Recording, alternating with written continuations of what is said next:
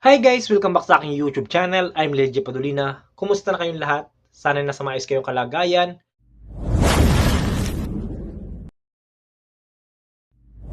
Ngayon guys ay may pag-uusapan tayo about sa ano ba ang kaibahan ng initial interview sa final interview. Ayan. So yun, kung bago ka pa lang sa aking YouTube channel ay maaari bang humingi ng isang subscribe para lagi kang updated sa ating mga ilalabas na video. Kasi tuturo po ako ng pag-apply about sa pagiging service crew. Ayan, sa mga aspiring service crew po natin. At nakakatulong po tayo sa kanila. At kung kayo po ay may mga katanungan about sa pag-apply service crew, ano yung mga ginagawa ng isang service crew, ay maaaring mag-comment kayo sa baba para masagot po natin yan next video.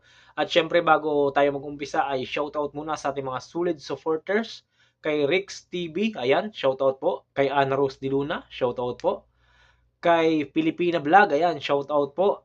At kay Ate JB, shoutout po. Maraming salamat po sa walang sawang panonood at pagsuporta sa ating videos. Ayan, sa ating aspiring service crew naman, manood lang po kayo sa ating vlog ngayon at ipapaliwanag ko po kung ano ba yung pagkakaiba ng initial interview sa final interview. At pagkatapos ng interview, ano ba yung dapat nating i-expect. So, tara na, huwag natin ito patagalin. 12 seconds later. So, number 1 na tanong, mula ito kay Karil. Ayan. Ang tanong niya, anong kaibahan ng initial interview sa final interview, kuya, for Jollibee? Ayan. Ito yung tanong niya sa atin, no? Ano ba ang pagkakaiba ng initial interview sa final interview? So, ito po ay based lang sa aking experience. Lahat po ng sasabihin ko dito ay based lang po sa aking experience o yung aking ipapaliwanag sa inyo. So, ito po yung pagkakaiba. Sa initial interview po, ang mag-interview po sa atin dyan is yung team leader ng crew, yung pinakang head crew. Yun po yung mag-interview sa atin kapag tayo ay isinilang sa initial interview. Ayan, interviewin tayo ni TL or kung sino mang head nila or supervisor. Ayan, tayo interviewin dyan, one-on-one. And kapag po tayo ay nakapasa sa initial interview, next po naman yan is yung final interview. Ang mag-interview naman po niyan is yung HR nila or di kaya ay yung head manager nila. Ayan.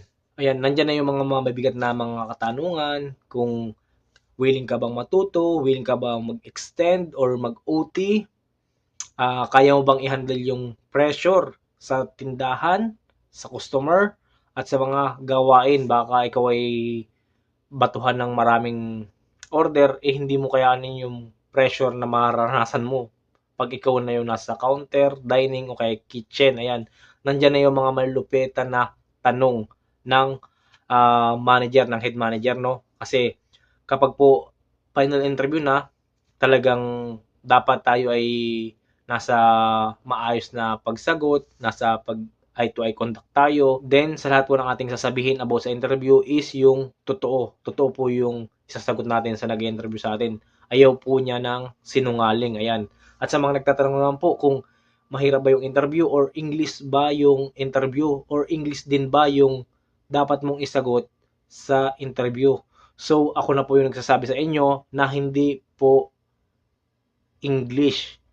Kahit hindi po ikaw mag-English. Kasi yung mga tanong din po nila ay mga Tagalog lang. Kasi nandyan lang po tayo sa local. Kumbaga, kapwa natin Pinoy or kapwa natin Pilipino yung nag-i-interview sa atin. Hindi naman po tayo nag-apply for abroad or for international. Kaya, ang mga tanong po nila sa atin ay Tagalog lang din po. At yung mga isasagot po natin ay Tagalog lang din po. Ayan. Tagalog lang po ang interview sa madaling salita. Kaya Tagalogin nyo lang din po ang inyong sagot. Kung kayo naman ay English speaking, kayo na pong bahala kung gusto nyo mag-English. Ayan. So, yun po yung pagkakaiba ng initial sa final. Ayan. Pag initial, ang nag-interview lang dyan, mga basic lang na tanong yan, si TL. Then sa final naman, yung head manager nila yung mag-interview sa'yo. Kaya ihanda nyo lang po ang sarili nyo. Tapos din po sa tanong na ilang araw ba or ilang araw yung pagitan ng interview ng initial tsaka interview ng final. So, one day lang po yun. Kapag katapos mo sa initial, kasunod na po nun is yung final. Hindi na po siya bibilang ng araw, hindi na po aabutin ng kinabukasan. One day lang po yun magaganap yung pag-interview na ganun po. Then number 2, may katanungan din si Bobby.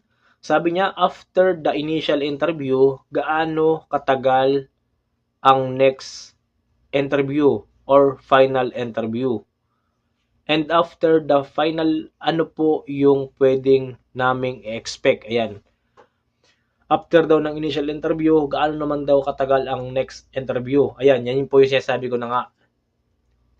Isang araw lang po gaganapin yung initial and final.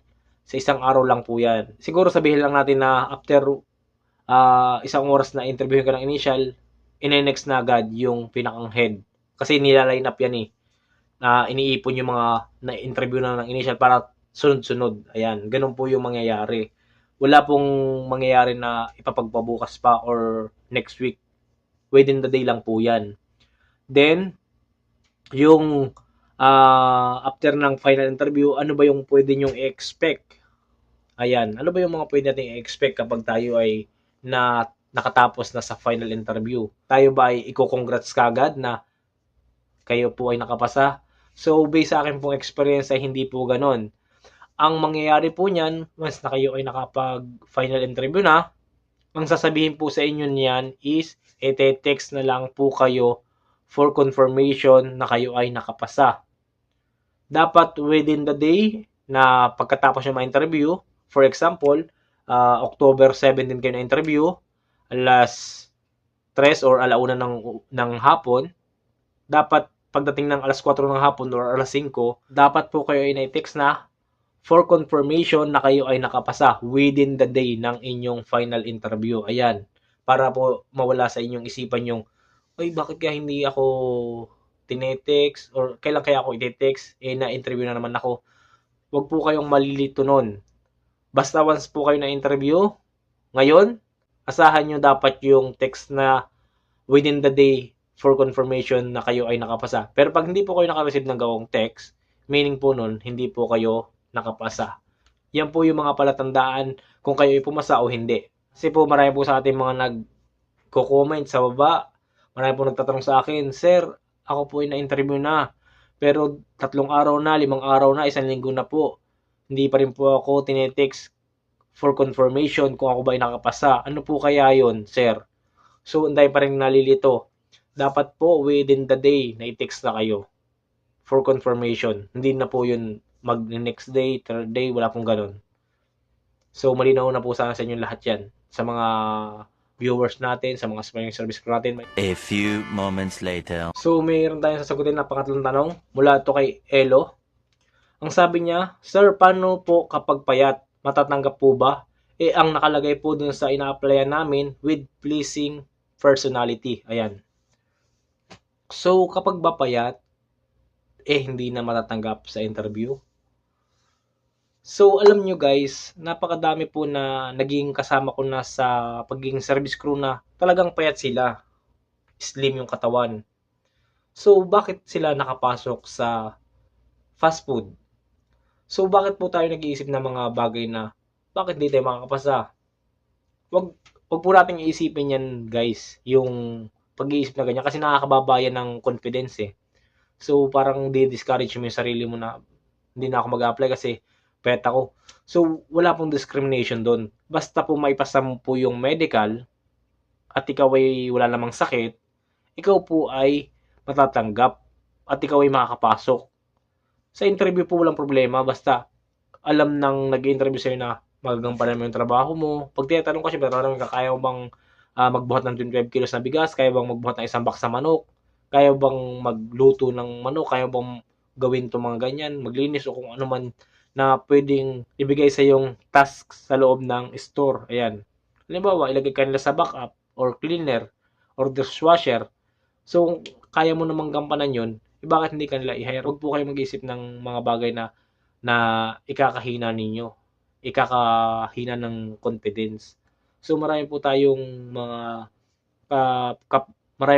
kapwa service crew na payat na natatanggap naman. Maliksi pa nga sila eh. Mas maliksi pa sila sa mataba eh. Mabilis pa ang gumalaw ang mga payat eh. Basta po, ikaw ay fit to work. Basta nakapasa ka sa medical, wala pong problema dyan. Dapat po yung isip natin ay laging positive. Ayan, para tayo ay ganahan or para tayo ay may confidence pag tayo ay mag-apply at harap sa mag-interview sa atin. Huwag po kayong mahihiya. May mga nagko-comment din sa atin na bungi daw yung ngipin nila, baka daw hindi sila makapasa. So, wala pong problema diyan basta magagampanan yung trabaho natin. Magagawa natin yung trabaho natin. Hindi po 'yan kabawasan sa pagtatrabaho. Medyo nahihiya man tayo na humarap sa mag-interview sa atin, pero once na po tayo ay kumikita naman, sumasahod, siyempre unti-unti nating ipaayos yung ating mga ngipin. So kung ikaw naman ay payatin, bawian mo lang ng kain. Kasi free meal naman dyan sa Jollibee. Free ang pagkain, katulad ng Chicken Joy, spaghetti, ayan, bawi ka lang ng pagkain dyan. So yun, sana nakatulong ang video na ito. At kung hindi ka pa nakasubscribe sa aking YouTube channel, ay maaari bang humingi ng isang subscribe para like kang updated sa ating mga ilalabas na video. Thank you for watching guys, and God bless sa inyong lahat.